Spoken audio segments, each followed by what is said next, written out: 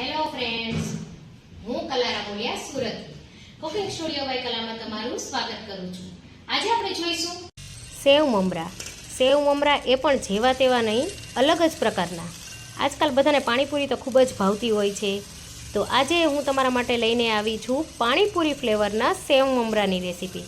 તમે જોઈ શકો છો કે કેટલા સરસ એકદમ ક્રિસ્પી ક્રન્ચી દેખાઈ રહ્યા છે તમને.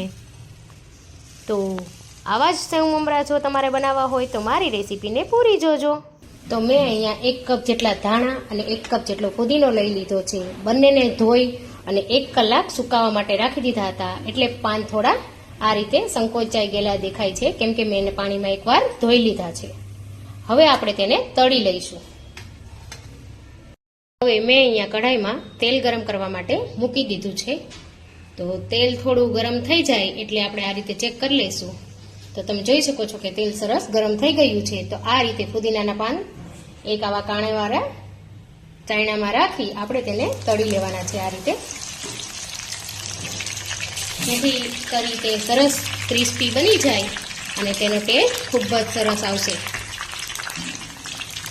આ રીતે આપણે તેને તળી લેવાના છે.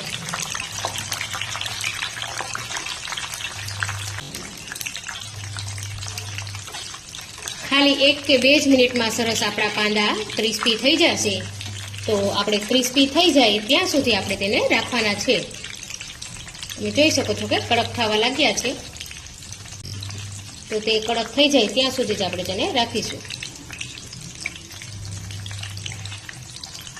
આ રીતે ફેરવતા જઈશું, જેથી બધી બાજુથી સરસ ક્રિસ્પી થાય.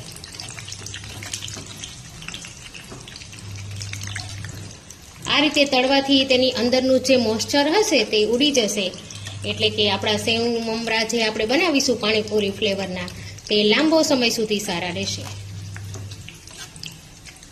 તમે જોઈ શકો છો કે સરસ ફુદીનો આપણો તળાઈ ગયો છે આ રીતે, અને અવાજ પણ આવી રહ્યો છે. હજી થોડું કોઈ પાન કાચું લાગી રહ્યું છે, તો 1 મિનિટ હજી આપણે તેને રાખીશું. જો આ રીતે સરસ અવાજ આવી રહ્યો છે, તો આપણા પાન તળાઈ ગયા છે. તેને આપણે એક પ્લેટમાં કાઢી લઈશું.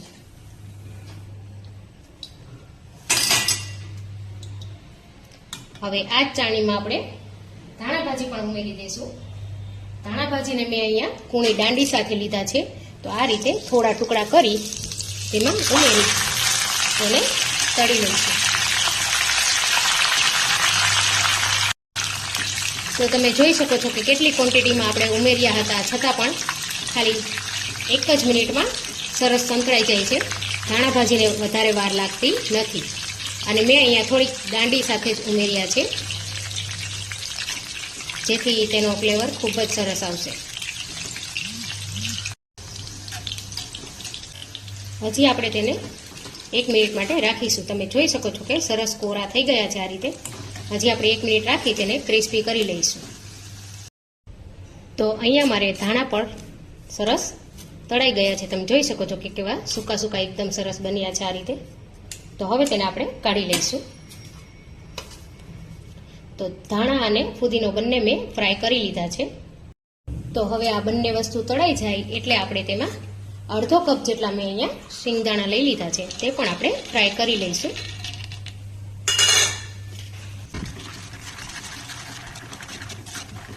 થોડા બ્રાઉન થાય ત્યાં સુધી આપણે તેને રાખીશું. ત્યારબાદ આપણે તેને કાઢી લઈશું. તો અહીંયા મારે દાણા પણ તળાઈ ગયા છે સરસ.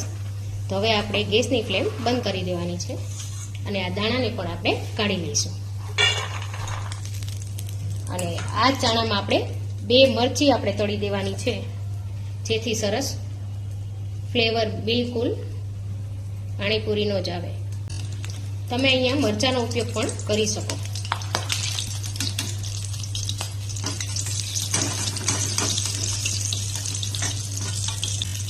તો અહીંયા મરચી તળાઈ ગઈ છે, તેને પણ હું આ ધાણા અને પુદીનામાં ઉમેરી દઈશ. તમે તમારી તીખાશ મુજબ વધારે ઓછી મરચી લઈ શકો. હવે આપણે આ મિક્સચરને એક મિક્સર જારમાં લઈ લેવાનું છે. તમે જોઈ શકો છો કે ક્રિસ્પી કેટલું સરસ છે. આ રીતે ભૂકો ભૂકો થઈ જાય છે, આ રીતે તળવાનું છે આપણે તેને. તો આપણે તેને એક મિક્સર જારમાં લઈ લેશું.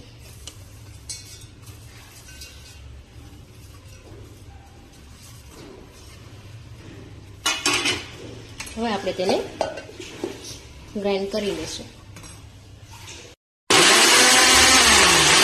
હવે આપણે એક મસાલો ઉપર છાંટવા માટે રેડી કરી લઈએ. તેના માટે 1 ચમચી જેટલું સંચળ પાવડર લીધો છે,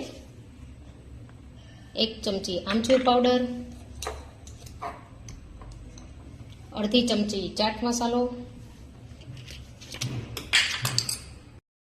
અડધી ચમચી મરી પાવડર,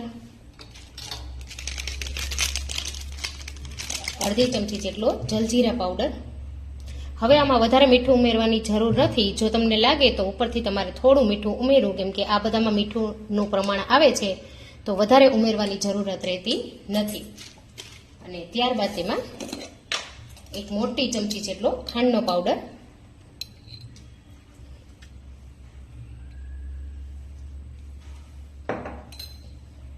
અને અડધી ચમચી જેટલો શેકેલા જીરાનો પાવડર.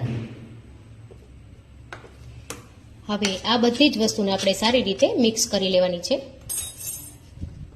કોઈ પણ ગાંઠા ના રહે એ રીતે આપણે સરસ મિક્સ કરી લઈશું આ રીતે. તો આપણો ઉપર છાંટવાનો મસાલો અહીંયા રેડી થઈ ગયો છે. કોઈ ગાંઠા હોય તો આ રીતે ભાંગી નાખવા. તો આપણો મસાલો અહીંયા રેડી થઈ ગયો છે, તમે જોઈ શકો છો. અહીંયા એક મોટી પેન મેં તપવા માટે મૂકી દીધી છે. તમે કોઈ પણ જાડા તળિયાવાળું વાસણ લઈ શકો. તો તેમાં મેં અહીંયા આશરે મોટા 3 કપ જેટલા મમરા ઉમેરી દઉં છું, અને આપણે તેને સારી રીતે મિક્સ કરી લેવાના છે. જ્યાં સુધી તેમાંથી મોઇસ્ચર દૂર ના થઈ જાય ત્યાં સુધી આપણે તેને મિક્સ કરી લઈશું. આવી જ રીતે 5 જ મિનિટમાં આપણા સરસ મમરા કડકડિયા થઈ જશે. તો અહીંયા મેં મમરાને સરસ 5 મિનિટ માટે શેકી લીધા હતા. તેલ કે કંઈ નાખવાનું નથી, અને આ રીતે ક્રિસ્પી થઈ જવા જોઈએ મમરા. ભૂકો ભૂકો થઈ જાય એટલી ઘડી જ આપણે તેને રાખવાના છે. હવે આપણે ગેસની ફ્લેમ બંધ કરી મમરાને ઉતારી લઈશું. હવે અહીંયા મેં એક વઘારિયું લઈ લીધું છે. તેમાં આપણે 2 ચમચી જેટલું તેલ ઉમેરી દેવાનું છે. આ તેલની જરૂર એટલે પડે છે કે મસાલાની પેસ્ટ આપણે તેમાં સાંતળીશું, જેથી કરીને મમરા કોરા કોરા ના લાગે અને ખૂબ જ સરસ ફ્લેવર આવે એ માટે. તો અહીંયા આપણે જે પીસેલી ફુદીના અને ધાણાની પેસ્ટ છે તે ઉમેરી દેવાની છે.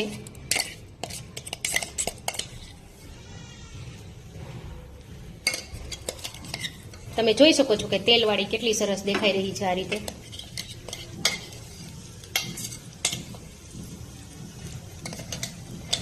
એકવાર આપણે અહીંયા પેસ્ટ આ રીતે ઉમેરી અને સાંતળીશું તો જે તેની અંદર થોડું ઘણું મોઇસ્ચર હશે તે પણ સરસ એબ્ઝોર્બ થઈ જશે અને ખૂબ જ સરસ બનશે. તમે જોઈ શકો છો કે પેસ્ટ કેટલી સરસ એકદમ થઈ ગઈ. થોડી તેલમાં ઉમેરી તો પણ 1 જ મિનિટમાં આપણે ગેસની ફ્લેમ બંધ કરી દઈશું. આ રીતે સરસ પેસ્ટ ફૂલી ગઈ છે. તો હવે આપણે તેને મમરામાં ઉમેરી દઈશું. તો અહીંયા આપણે આ પેસ્ટને આપણે મમરામાં ઉમેરી દેવાની છે.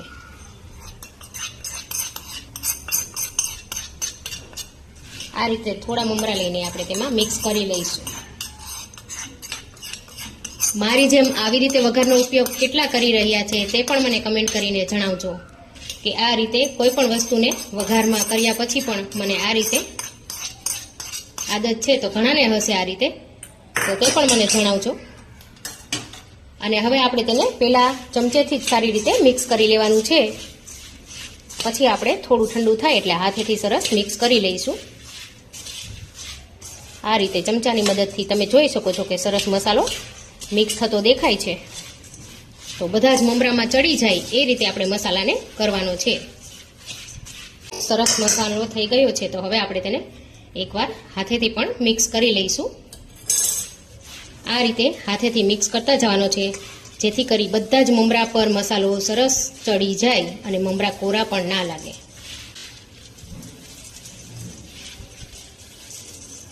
તો તમે જોઈ શકો છો કે બધા જ મમરા પર કેટલું સરસ કોટિંગ થઈ ગયું છે આ રીતે મસાલાનું. જો હજી તમારે વધારે પડતા ગ્રીન કરવા હોય તો હજી થોડું ધાણા અને ફુદીનાનો ઉપયોગ વધારે કરવો. પણ આ ફ્લેવર ખૂબ જ સરસ ટેસ્ટી લાગશે. નોર્મલ મમરાના ચેવડા કરતાં આ ચેવડો ખૂબ જ ટેસ્ટી લાગશે. હવે આ મસાલો સારી રીતે મિક્સ થઈ જાય બધો એટલે આપણે બનાવેલો સૂકો મસાલો તેમાં ઉમેરી દઈશું. નાની 2 ચમચી જેટલો મેં મસાલો અંદર ઉમેર્યો છે. ત્યારબાદ તેમાં તળેલા સિંગદાણા પણ ઉમેરી દઈશું. હવે તેમાં આપણે સેવ પણ ઉમેરી દઈશું. મેં અહીંયા આલુ સેવ લીધી છે. તમે કોઈ પણ પ્રકારની તમારી પાસે સેવ અવેલેબલ હોય એ લઈ લેવી. અડધો કપ જેટલી મેં સેવ લીધી છે અને અડધો કપ જેટલી બુંદી લઈ લઈશ. હવે આ બધું સારી રીતે આપણે મિક્સ કરી લેવાનું છે. આ રીતે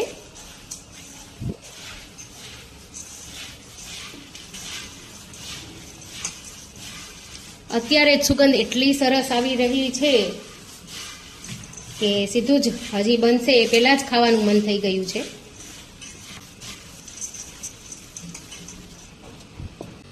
તો આપણું આ મિશ્રણ બનીને એકદમ તૈયાર છે. તો ચાલો ટેસ્ટ કરી લઈએ આપણે. તો સરસ મજાનો મારો અહીંયા પાણીપુરી ફ્લેવરનો મમરાનો ચેવડો તૈયાર થઈ ગયો છે. જેમાં મેં ફુદીના, આલુ સેવ, પછી સિંગદાણા, મમરા બધું જ ઉમેર્યું છે. અને મેં જે આલુ સેવ લીધી છે એ પણ ફુદીના ફ્લેવરની છે એટલે ટેસ્ટ ખૂબ જ સરસ લાગશે.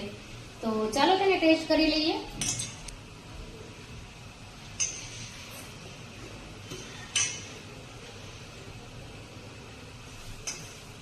ખૂબ જ સરસ બન્યો છે પણ થોડું મીઠું ઓછું લાગી રહ્યું છે. તો આ મસાલો પાછો આપણે અડધી ચમચી જેટલો ઉમેરીશું.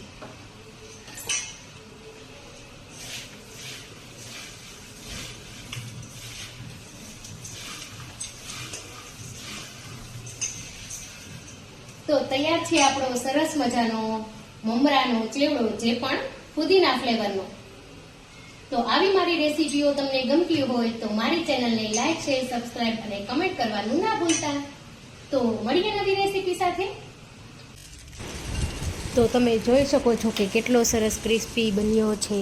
તો તમે પણ ઘરે જરૂરથી ટ્રાય કરજો અને કમેન્ટ કરીને મને જણાવજો કે તમને મારી રેસીપી કેવી લાગી.